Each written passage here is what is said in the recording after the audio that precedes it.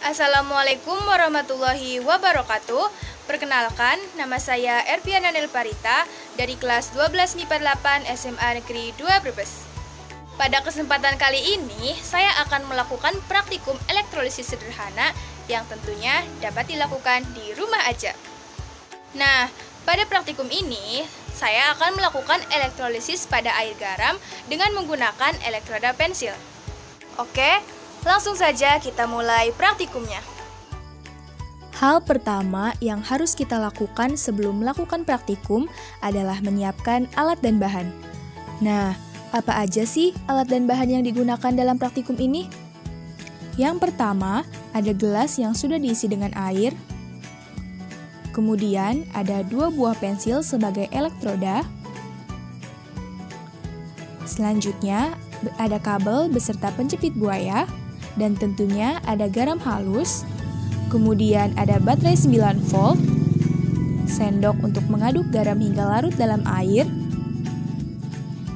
kardus untuk penyangga pensil, selanjutnya ada pisau atau cutter, dan yang terakhir ada rautan. Lalu, bagaimana sih langkah-langkah praktikumnya?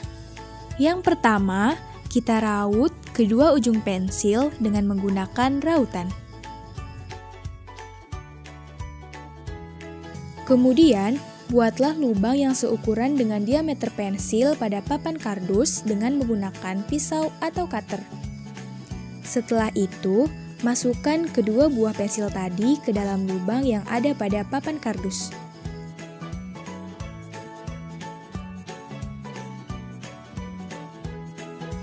Masukkan 1 sendok garam ke dalam gelas bening yang sudah berisi air. Lalu, aduk garam dalam air hingga merata, sehingga terbentuklah larutan garam. Langkah selanjutnya yang harus kita lakukan adalah menghubungkan baterai 9 volt dengan grafit yang ada pada pensil menggunakan kabel yang saling terhubung dengan penjepit buaya.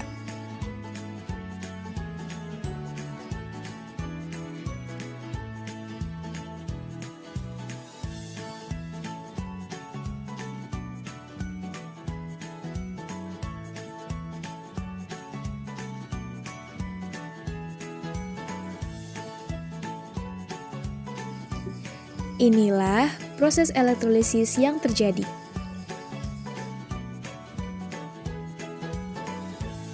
Elektrolisis sendiri merupakan proses di mana arus listrik bisa menguraikan suatu zat elektrolit. Artinya, pada proses elektrolisis terjadi perubahan energi listrik menjadi energi kimia atau yang biasa disebut dengan reaksi redoks. Perlu diingat bahwa kedua buah pensil ini berfungsi sebagai elektroda, di mana pensil yang satu bermuatan positif yang disebut anoda, dan pensil yang lainnya disebut katoda yang memiliki muatan negatif. Nah, arus listrik pada praktikum kali ini berasal dari baterai, sementara larutan elektrolitnya adalah larutan garam. Lalu, kenapa sih kok bisa terbentuk gelembung gas pada ujung pensil dalam praktikum ini? Nah, kalau kalian penasaran, simak pembahasannya berikut ini.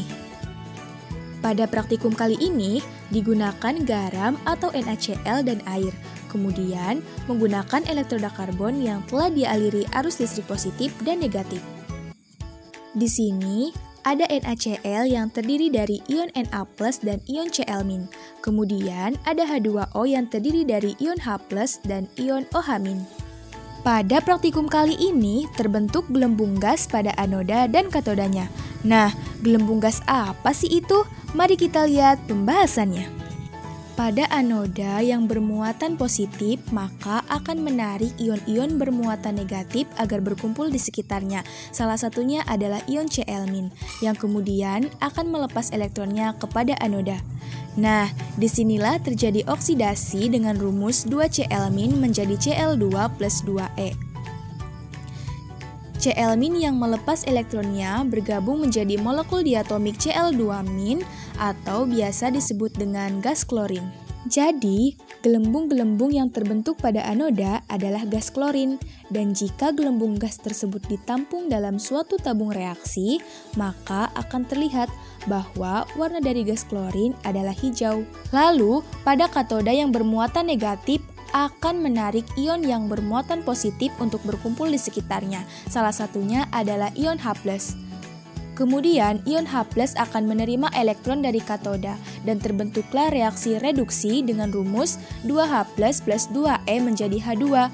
Kedua ion H+ menerima elektron dari katoda, maka akan terbentuk molekul diatomik H2 atau biasa disebut dengan gas hidrogen. Jadi, gelembung-gelembung yang terbentuk pada katoda adalah gas hidrogen. Jika gas ini ditampung dalam suatu tabung reaksi, kemudian didekatkan dengan sumber api, maka akan terdengar bunyi plup. Sementara itu, tersisa ion Na+ dan OH-. Kedua ion ini bergabung membentuk senyawa NaOH yang merupakan basa kuat. Jadi, dapat disimpulkan bahwa praktikum elektrolisis ini menghasilkan gas hidrogen, gas klorin, dan natrium hidroksida yang dapat dirumuskan 2NaCl plus 2H2O menjadi 2NaOH plus H2 plus Cl2. Nah, jika tadi kita telah melakukan praktikum elektrolisis pada air garam, maka sekarang kita akan melakukan praktikum elektrolisis pada cuka. Tentunya dengan menggunakan langkah-langkah yang sama dengan praktikum elektrolisis pada air garam.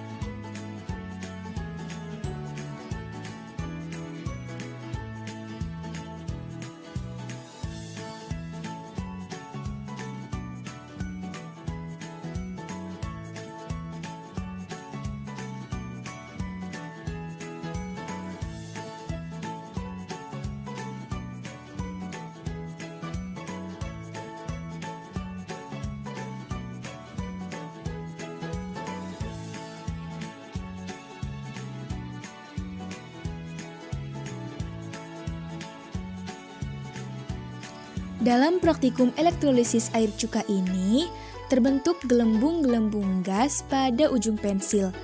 Namun, gelembung-gelembung gas yang terbentuk tidak sebanyak gelembung-gelembung gas yang terbentuk pada saat praktikum elektrolisis air garam.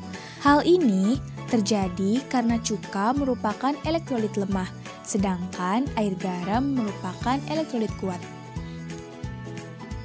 Jika kalian mencoba untuk mencium aroma larutan selama praktikum, maka akan tercium aroma seperti kaporit.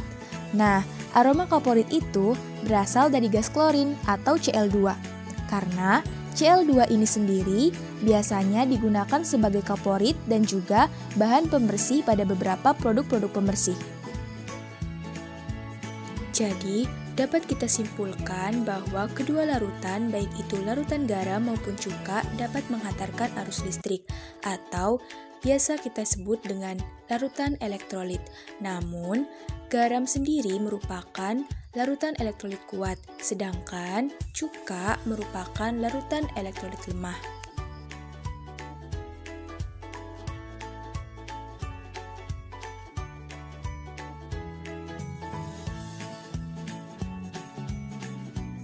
Oke teman-teman, sekian praktikum yang saya lakukan. Terima kasih atas perhatiannya dan semoga praktikum ini bisa bermanfaat. Wassalamualaikum warahmatullahi wabarakatuh.